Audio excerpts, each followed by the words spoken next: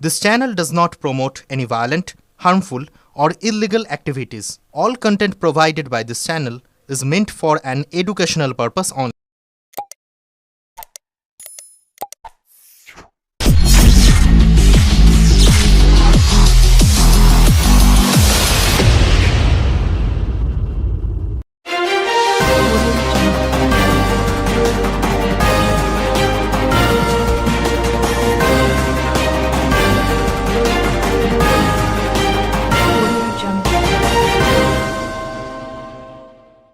হুগলির গুপ্তিপাড়া প্রাথমিক বিদ্যালয়ের মিড ডে মিলের ঘর ভেঙে চুরি।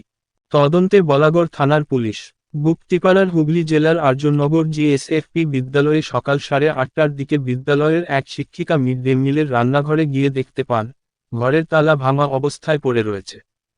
ঘরে প্রবেশ করে দেখা যায়, স্কুলের সমস্ত মূল্যবান সামগ্রী চুরি হয়ে গেছে।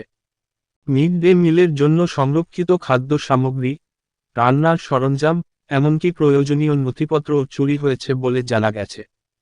এই ঘটনা বিদ্যালয়ের শিক্ষক শিক্ষিকাদের মধ্যে গভীর উদ্বেগ সৃষ্টি করেছে। বিষয়টি নিয়ে শিক্ষার্থীদের শিক্ষার পরিবেশে প্রভাব পড়ার আশঙ্কা ছড়িয়ে পড়ে।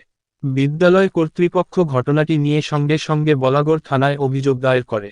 স্থানীয় পুলিশ জানিয়েছে, ঘটনার গুরুত্ব বুঝে তদন্ত শুরু করা হয়েছে এবং দোষীদের দ্রুত খুঁজে বের করতে প্রয়োজনীয় ব্যবস্থা নেওয়া হবে। এলাকার মানুষ এই ঘটনায় ক্ষুব্ধ এবং দ্রুত অপরাধীদের শাস্তির দাবি জানিয়েছেন। বিদ্যালয় কর্তৃপক্ষ আশা করছে, প্রশাসনের সঠিক পদক্ষেপের মাধ্যমে এই সমস্যার দ্রুত সমাধান হবে।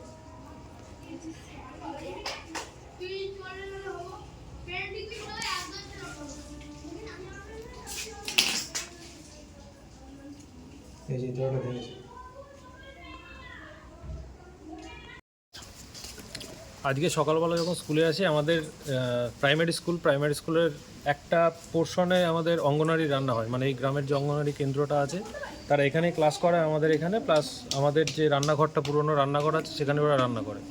তো সকালে যখন স্কুলে আসি তখন শুনতে পাই যে রান্নাঘর থেকে সব তালা ভেঙে রান্নাঘরে যা যা বাসনপত্র ছিল, রান্না করার সামগ্রী ছিল, সেগুলো সব চুরি করে নিয়ে গেছে। এবং এসে দেখতে পাই যে আমাদের এখানে যে এখন যে নতুন রান্নাঘরে যেখানে আমাদের রান্না হয় সেখানকার একটা তালা ভাঙা হয়েছিল, এবং আমাদের যে স্টোর রুমটা আছে সেখানে দুটো তালা লাগানো আছে বড় বড়।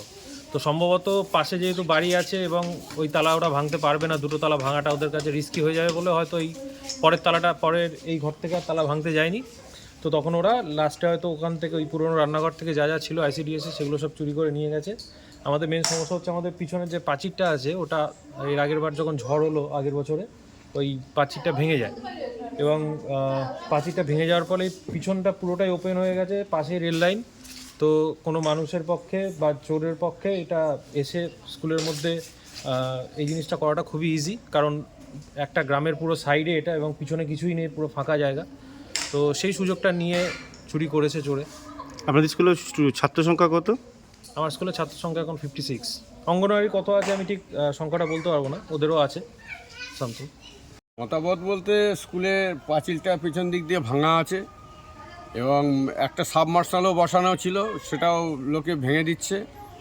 এগুলোর জন্য একটা নিরাপদ একটা আশ্রয়ের দরকার আছে, নিরাপদের একটা ব্যবস্থা করতে হবে আমাদের। আর প্রশাসনিক ব্যাপারগুলো আমি দেখছি, প্রশাসনকে বলে কিছু মানে সমাজ বিরোধী লোক এখানে হয়তো মদ গাঁজা খায় পেছনটার দিকে, সেগুলো একটু আমাদের লক্ষ্য রাখতে হবে এবং প্রশাসনকেও আমাকে জানাতে হবে, তাদেরও দৃষ্টি আকর্ষণ আনতে হবে। এটাই হচ্ছে আমার বক্তব্য। এরপরে ওই পাঁচিলটা দেওয়ার জন্য আমি পঞ্চায়েতকেও জানাবো কী ব্যবস্থা নেয়। 10:30 স্কুলে এসে আপনি কি দেখলেন এখানে? আমি এখানে এসে দেখলাম না মানে শুনলাম ওই ঘরটা ভেঙে সব কিছু নিয়ে চলে গেছে, বাসনপত্র সব, শুধু একটা হাঁড়ি দেখে গেছে। আর আমাদের এই রান্নাঘরটার এই বাইরের তালাটা ভেঙেছে, ভেতরে তালা দুটো ভাঙতে পারেনি। মানে কি কি নিয়ে গেছে আপনারা বলছেন? ওইখানে বাসনপত্র যা আছে সবই নিয়ে গেছে, তার সাথে ডাল ডিম এসব ছিল, এগুলো নিয়ে গেছে। আপনারা আপনাদের বসে মুড়ি টুড়ি খেয়ে গেছে। মানে আপনারা এটা আপনাদের হায়ার অথরাইজ বা প্রশাসনকে জানিয়েছেন হ্যাঁ, জানানো হয়েছে। যে আপনার